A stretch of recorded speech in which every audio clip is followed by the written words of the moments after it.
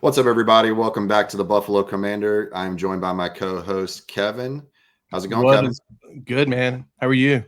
Good, good. Yeah. Please, before we start, please like, share, subscribe, throw a comment, hit the notification bell so when our videos pop up, you can be notified. What's going on, man? I'm glad you could finally make a show. Yeah. Family first, right? So something popped up. I had to do something, but Your I'm wife back. doesn't. I'm ready. Your wife doesn't like me. She does, man. She Mhm. does. She's actually a Bills fan. Feels like she's trying to railroad our show, man. Now, I have a question for you because she says that she's a diehard Bills fan. She says that she loves football, Mhm. but she literally will not sit down and watch one football game. Mhm. She barely paid attention during the Super Bowl, and I'm like, babe, I'm sorry, but with all due respect, you can't be a Bills fan and a football fan if you don't even watch a game. And she's like, Right. yeah, I am. I love football. I was like, but you don't watch a game. Yeah. How can you love football if you don't even watch a game? That's pretty standard. Nah, I'm not gonna say it. No, I'll say it. That's standard female talk right Oh, there. that's not true. That's Yeah, not it true. is. No, it's Actually, I not. think it sounds like Heather actually will sit down. Heather and watch watches the games. Heather's Yeah. sister Kelly watches all the games for Yeah, Pittsburgh. Heather will be She's like, into "Oh my god, why is that guy running that way? yeah. Oh my god." See, that's better than Sarah. Sarah won't even sit down and watch it. No, but Heather she's knows what's going on. She's not as devoted okay. as me by any means. Her sister probably is closer Okay. to me than Heather as far as like how often they watch the games. Heather will watch the games when it's like appropriate or like when Yeah. there's nothing else going on because she works a lot on Saturdays and Sundays for Okay. her job. So Well, like I that said, that's still potentially, better than Sarah won't even, but again, she loves football, but yeah. won't Well, watch a game. So anyway, good thing she doesn't watch our videos. yeah, definitely Yeah, not. you're so screwed. She can hear you in the other room. It's very possible. Yeah. So what was going on, man? Were you just out eating dinner again, or what was it? Yeah, that we had to take the kids somewhere, and I forgot about it. It's usually my fault. I mean, Yeah. let's be honest. So, Before we get started, if anybody wants to go, I was on a panel mock draft with That's NFL Draft Fanatics on Friday. It's pretty long, but you can check it out. It's pretty extensive if you really like draft content. It was me and two other Bills fans talking about who we would take in each position. And we discussed trades. There's 32 other GMs in it, so there's other fans and other pages like filtering us trades and picking players. So it wasn't us against a computer. So it's pretty cool, pretty interesting. And we might do something like that on this channel in the future. I know draft season's over, but that's kind of the point of this podcast too, is with the happenings with Jaden Daniels on Thursday or Friday.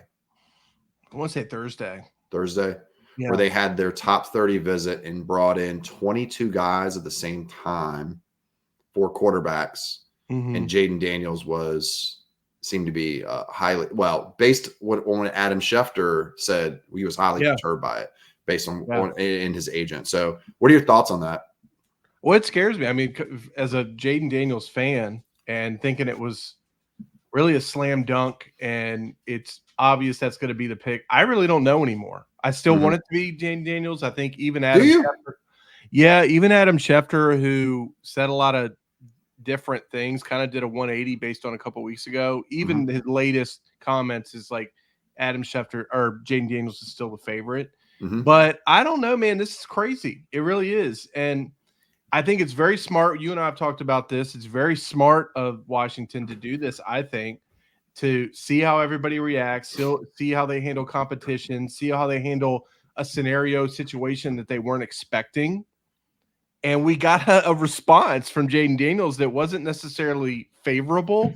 Yeah. And that's telling. So what I've had to digest in these last few days is if it's not Jaden Daniels, I have to believe it's because Adam Peters feels strongly about that. And I have to trust Adam Peters. I think it starts with him, not necessarily quarterback and falling in love with the quarterback. You have to trust your GM and then go from there. Right. So I've kind of had to regroup, pump the brakes a little bit on Jaden Daniels, be like, okay, if it's not Jaden Daniels on Thursday, I'm not going to freak out. I'm saying this, but I very well might freak out. So you may want to tune into that. But we'll see. And that's what I'm coming away with. I still do want Jaden Daniels, though. I know you're a big, it's going to be May. But I don't know. I'm not a Drake May fan personally. But I will be if we pick him. I want to make that clear. I think you should be happy with anybody you pick in the number 2 in the draft, because your team vetted this guy, and you got to trust that the new management, especially one that came from the 49ers, is going to make the right move with the right player in that spot. And you've got you got 4 options. Penix was invited too, and his odds went up. I'm not going to pull up the odds, but the odds for Jaden went down and Mays went up for the number 2. And so did, JJ McCarthy's went up. Sorry, not May. So there are some rumors that McCarthy would be the choice, right? Is that what you told me? Well, the rumors that he's at least higher on the board than Drake May as far as the Commanders is concerned. He's higher on their board. Right. So we'll see. I mean, it's interesting. I like what Peters did. Yeah, I think it's really cool. He put a bunch of guys who are supposed to be alpha males in a box, right, and said, who's going to be the leader here? I know they just play Top Golf. I don't care if you're good at golf, but I do care if you want to compete, right? From somebody who's not good at golf like me, when I go to Top Golf, I still want to win. And I never do, but I still want to be competitive. I still want to win. I still want to hang out with the boys, drink a few beers, talk about things, and still, I think that in the end, when you have that kind of organic environment, it ends up the cream rises to the top in some respects, right? You know, the more I'm even thinking about it now, Alex, sorry to interrupt. Go I really think it's brilliant, because you got to think about it in terms of what Jaden Daniels was expecting. He hears all the talk. He hears about, I'm probably gonna. He comes in there thinking, you know, they're all going to be swooning over me. We're going to sit down, and they throw him a freaking curveball. Fast. But I love that, because Adam Peters is like, this is a freaking business. This is so important for me to get this right, or at least it help my odds. I don't care. I'm going to test this guy from the beginning because I want to make the right pick. I just thought it was brilliant. Think about this too. He's came from an organization where Lynch picked the wrong guy. Yeah. Recently, 3 years ago. And it'll be 3 years tomorrow or on Thursday, but 3 years ago, he picked the wrong guy. And then the last pick in the draft, he picked the right guy. So he's learned from his lesson of, like, just because you're a highly touted pick with all this athleticism does not mean that you're not going to, I mean, what we say, it's like a 30% hit rate, right? In the first round. Yeah. 30 it's about 20 or 30. It's about a 30% hit rate in the first round on quarterbacks. So look at Josh Allen's draft. Let's start there. Josh made it. Rosen didn't. Mayfield in the middle. Yeah. Darnold didn't. Lamar made it. Right. And you could argue Mayfield didn't make it because he's the number 1 pick. He shouldn't be a journeyman quarterback making a mid-tier quarterback salary, right? Although he's definitely making a comeback right now. But to your point, I think you're right. So at best, that's 50-50. Yeah.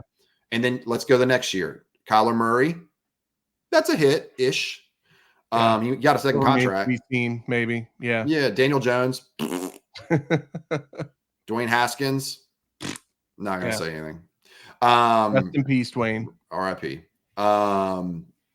2020 is so that's a 33%. So 2020 was the draft with Burrow hit.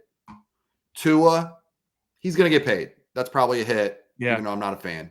Herbert, that's a hit. Okay. This is a good draft now. Jordan Love, hit. Okay. That's rare. That means the next few drafts are going to suck. And the very next year, it sucked. Lawrence, supposed to be generational. He's just okay. He's just okay. May, Fields, Lance, all sucked 25% that year. Yeah, right? yeah. And then what was 22 was Pickett, 0%. He's out, right? Yeah. Last year, it looks like Stroud's going to be good. Bryce Young doesn't look great. Doesn't look great. Right. Will Levis is in the middle. Like, Richardson looked great when he played for 3 games and got hurt every single game. So Yeah, we don't know. Yeah. So probably a 40% hit rate with first round quarterbacks, and you got to get it right. You got to get it right. And it's got to be hard to do that and, and stop and not be a human being for a minute and not worry about how Jayden feels and only be a businessman. Yeah. And when this first happened, everybody said people are still saying it was a mistake. I don't see how you can say that because these are Jayden Daniels homers that just want Jayden because he's Jayden, and and that's it. That's what these people are. Because at the end of the day, he's not on your team yet. He's applying for a job. Whatever process you choose is the process you choose. It's not going to be handed to you. The fact that the first time something's not handed to you, you get mad about it. I'd be out. Now I know that's how you feel. But the publicity girl came out, the one who the cleaner is what they call her or whatever. She did this nice little piece. Who cares? The damage is done, dude. I don't care that you hired somebody to make a nice statement. I can write a nice statement tomorrow. I know exactly what to say. I'm kind of shocked that she makes all the money she does for writing 1-paragraph statements about players. I mean, good Lord. Yeah. Like we picked the wrong business. It sounds like the easiest job in the world. So I like that piece of it. Like I said, this is the thing that railroads quarterbacks the most in this league, outside of surrounding the quarterback with the support he needs, is the personality and the in the alpha mentality that these guys have. You don't have to be like a getting in your own head. And yeah. Like today, I watched a thing about Caleb Williams, and I sent it to you. It was shocking. Ryan Clark was like drilling him on when he first got to Oklahoma, how he was upset he didn't get the starting job, to a guy that was going to be like Rattler was supposed to be the best quarterback prospect and number 1 pick. I actually sort of disagree with you on that after watching it. Okay. I think that when you're a true competitor like that, that's how you are going to feel. He wanted to go where the best quarterback supposedly was, the best competition, right? And he felt like he could beat that person out. Yep. And he thought he beat that person out. And he didn't. And when he didn't, he was pissed off. I mean, those are all feelings that I would understand that a competitor has. I think so. So I think he started, like, Ryan Clark pushed him a little bit, and he the did look on his face said it all. Clark's face looked like, what? And then you could tell Caleb, which he's good at, pivoted like mentally in that moment and was like, what I mean is, then he started saying all the right stuff. I'm telling you, he pivoted at that. I mean, Ryan Clark was like, why did you want to go there then? He's like, because he was the best. Well, he first said, he didn't say that first. That's what was where the pivot happened. He was like, well, because, he didn't even give a good answer. And then he's like, but I wanted to play with Riley because, he's the best. He's the best system, and I wanted to prove myself in that system and this and that, which is system's good for college, but it doesn't translate to the NFL all that well. Yeah. So it was a weird answer. I just didn't feel that way like you did. It was tone, like, like really? They tell you, like in college, like you read tone of voice and body language. The body language was uncomfortable and the tone felt very like, I don't like the way you're drilling me, Ryan Clark. And you could tell Ryan was like uncomfortable too. I thought Ryan, did a great job pushing. Ryan did a good job, but he looked uncomfortable. I understood what Caleb Williams was saying personally. I just, no, I got it at the end. When you are a true like competitor alpha, and again, that's questionable with this dude, right? But when you're a true alpha, you want to go where the best people are supposedly because you want to go against them. You don't want to go over here because it's away from that guy. And maybe you're right. He didn't start with that and he did have to pivot, but I think he answered it okay. Personally. Okay. Yeah. That's back to what you were saying. You were talking about these So my thing is, like, if you're an alpha, we know that that box is checked. If you're the guy who cowers to the competition and goes, I'm mad because you made me compete. I thought this was handed to you. Dude, you're not the number 1 pick. You're the number 2 pick. There are options. There's a reason you're not number 1. Right. It's because it's because you're not the best player. On paper anyway, right? So if that's his real take, so there could be somewhere in the between that's the truth. That's the only thing I can say. If there's like some weird, like this is way overblown kind of thing, then I can probably pull back. He was on Shannon Sharp's podcast today. Ooh, Jaden. Yeah, and they brought it up sort of, but he didn't really go into depth. But Yeah, he talked about it a little bit. look, And it was not enough. that. It was Huh? enough for me because again, you started. I saw some tweets, and then you start. I knew I was like, "Oh, Alex, go text me about this, Yeah, get me going a little bit," and that's exactly what you did. Hey, bro, look at this. bro, You know that kind of stuff. bro. And I was kind of like that. I was like, no, that's bullshit. Like Jade, and I was, I was one of those guys. Yeah, you That- are one of those guys. Well, no, that's what I'm saying. I really, after all this, I love really him. had to take a look back and say, look, I do have some doubts now. If this is the Yeah, you should. You should. and Doesn't but mean he I'm won't not be like great. you, where you're like, oh, no, he's definitely not the guy now. I think if we pick him, then obviously it wasn't that big of a deal. If we Mhm. don't, then it was. Then it was a big deal, and you made the right move either way. Right. That's how I Because feel. I think Peter was going to make the right move because he already did this. So now you're like, well, he wasn't afraid to take the stab. And No, put I do feel that way. I don't Yeah. know anymore, and I kind of love that about him, though. Yeah, I I do kind of too. like that we don't know. I like it too. Yeah. Well, okay. So I have a question for you because I have.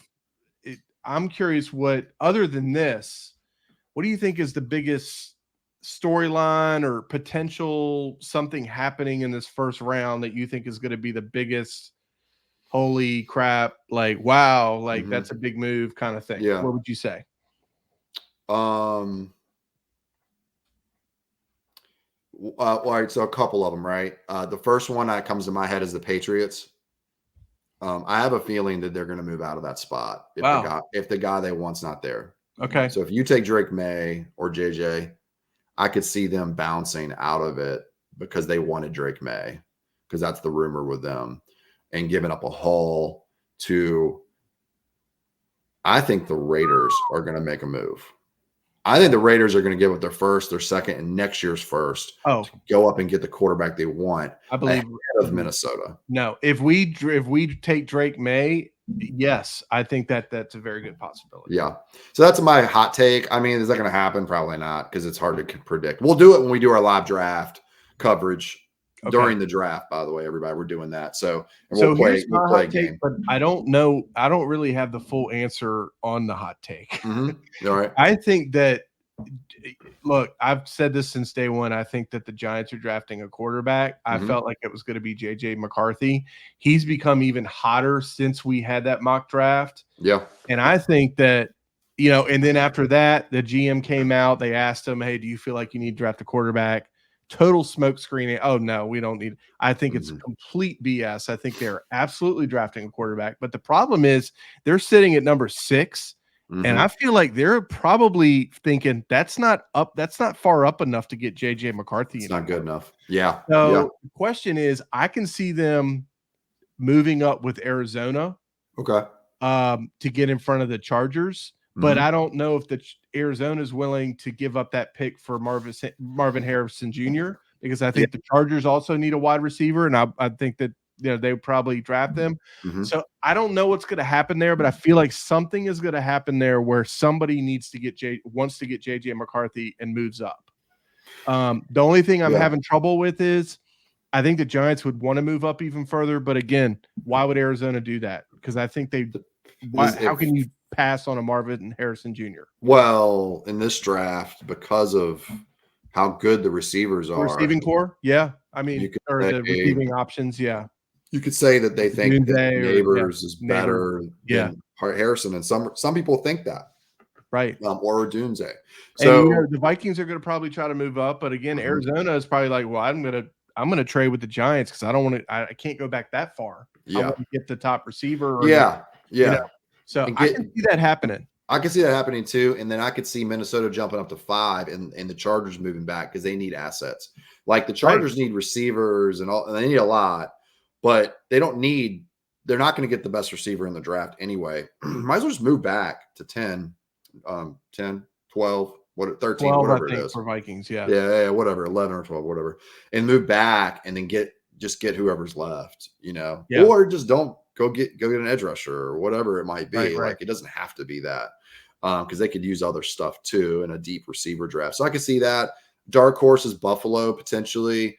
I think it's less likely now, but when they got rid of Diggs, I felt it was more likely they would make an aggressive move up, like give up next year's first round pick to get into the top 10 is probably less likely. But I think the spot to start watching for is Atlanta at 8. Okay. If they make a big move up to get Odunze.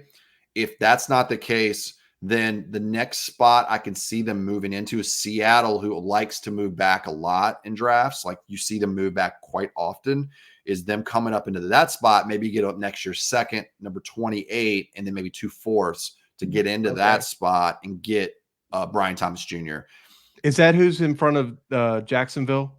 Yes. Okay. That's Jacksonville's spot. And Seattle's a good person to trade with. And right. NFC team, stuff like that. Yeah. So could see that too. So there's a couple different avenues that they could take. There's a ton of movement. I think that maybe the biggest take is like the first top 10 movement. It might be quite aggressive, like more trades than ever in history kind of trade. Oh, wow. Like movement. I think that could absolutely happen. I could see the Patriots moving. I could see the Cardinals moving. I could see the Chargers moving. I could see the Giants moving. I could see the Falcons moving. I could see the Bears moving out because they have number 9. Like, the only one I don't think is going to move is the Jets. They're 10th.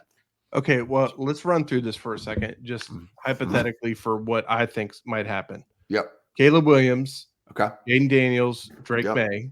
Yep. Giants move up to Arizona's spot, right? Mm-hmm. To take J.J. McCarthy. Okay. That means Chargers are next. Who do you think the Chargers would pick right there? Marvin Harrison Jr.? If they don't, or do you think they go with Joe Alt? I think they take a receiver. Do you still think that they might trade back with somebody like the Vikings, even with JJ off the board? I could see them trading back also. And why would the Vikings do that? Who do you think they'd be looking for in that situation? I think they just want one of the 4 guys, top 4 guys. Yeah. I think the Vikings will just take any of them. Probably JJ is probably a good fit for that scheme. It's in a dome. Like I said, in my scenario, I think JJ is going to Penix. Penix. Yeah. Okay. Penix good too. Yeah. I don't. Penix has got that weird injury history. He's been healthy for 2 years though. So, and he wrote some letter today. 4.2 or 4.3 with. I mean, what injury are we talking about? You know, who? What? Didn't Penix run like a super? No. Yeah, we ran fast. It was like 4.53. Sorry. Okay. Yeah, but that's fast. No one thought he would run that quick. Everybody thought he was going to be like a 4.8 guy. You know. Yeah. Which is like probably me in high school, which is slow. Really? Probably. I mean, I'm just guessing. Okay. We ran 40s once and did stopwatch timing. In football or football. I don't on the track. Yeah, on the track. Okay. Because remember they had Timmy had they were telling me he was a 4.4, and I'm like, there's no way. This timing's bogus. So I was probably like a 5.2. Okay. Joe Alt and me probably have similar speed. Because these guys are super athletes. They 5.2 is fast actually for a normal person. So yeah, I think there could be a lot of trades. Let's talk a little bit before we go, because I don't want to make this video too long, but we're going to cover the draft on Thursday live. We're going to do a game where if we get the pick right, you get a point. If you pick a trade, you get 3 points because it's very rare. Yeah. And we're going to tally them up at the end. It's going to be me and Derek's coming over. We're going to go in the man room in the garage where I have my TV set up. And I'll maybe give a little tutorial of what that looks like. And then we'll do a live thing where we bring people in and if people want to come in and talk while we're live, it's good. I mean, I have a couple people that already told me they might do that. So yeah, we'll me see. Too. Actually. One of them's at the draft. The guy did the mock draft on Friday. He said he might pop in. He's one of the runners of the NFL Draft Fanatics. So he said while he's in the draft, he might call in and go live. So that'd be cool. Hey, I had a quick question. What about 2 points for somebody that picks somebody that's like not on the board or not in the projection first round board or something? You know what I mean? Is that dumb? If that's stupid, you can say. Well, you have to determine who's on the board and who's not. Well, we could use whatever broadcast we're looking at, but if you don't want to do that, that's fine. You know what I mean? We'll work out some details on All that. right, That's cool. a possibility. I'd have to figure out how to quantify it, Yeah. That'd be the only thing. But yeah, I mean that can be in the cards. And then after the show or after the draft on Friday during the day, we'll probably do like a preview on who's left for our teams to pick, like what's going to happen, what happened in the draft, kind of give a breakdown. So we'll do very that. Good chance Washington ends up picking twice tomorrow on Thursday. I have a feeling they might be doing that. So that'd be interesting. Yeah. And if Buffalo doesn't have any trade partners to go up, I could see them easily moving back like pick 36. You go up to 28. You get Mims or Guyton.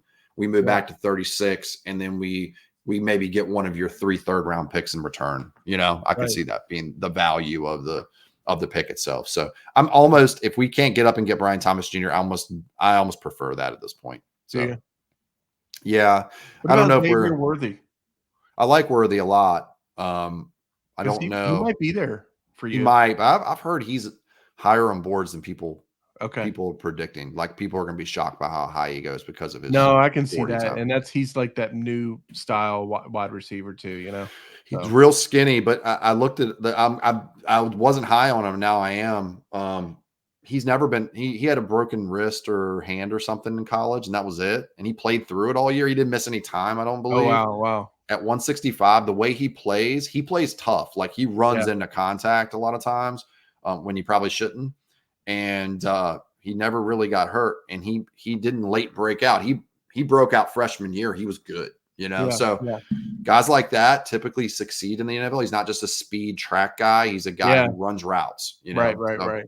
We'll see how that goes. But he's my wide receiver 5. I'd probably stay pat for him. If he's gone, then I might entertain going back. I think that the next 4 or 5 guys are kind of the same to me. So but yeah. So right, one last thing. Yeah. Commanders fans, Shaka Toney, we released him today, defensive end. I was a little surprised personally because I always heard good things about him, but I think my big takeaway after hearing that is this obviously is a new regime of coaches, and I think it means something if they come in and they release somebody that we thought was pretty good. Yeah. That we have different sets of eyes on players, and it's probably a good thing. Was he a backup defensive end? He was a backup. Yeah. But he showed a lot of signs of, being pretty good, but whatever, I just thought I'd mention that. Yeah. His name sounds familiar. I think when he came out of from the draft, I think I remember him, but I haven't paid attention to him since. So, yeah. Okay, cool. Yeah, so we'll see you guys Thursday. I'm on a mock draft Wednesday with another fellow Buffalo channel with a guy from Twitter named Whittle, Whittle. I communicate with him. I don't know how you say it because I've never had a real conversation with anybody. So I'll be on that. And then Thursday, I'll see everybody on the live stream. And please like, share, subscribe, and hit the notification bell. Thanks, everybody. Later, guys.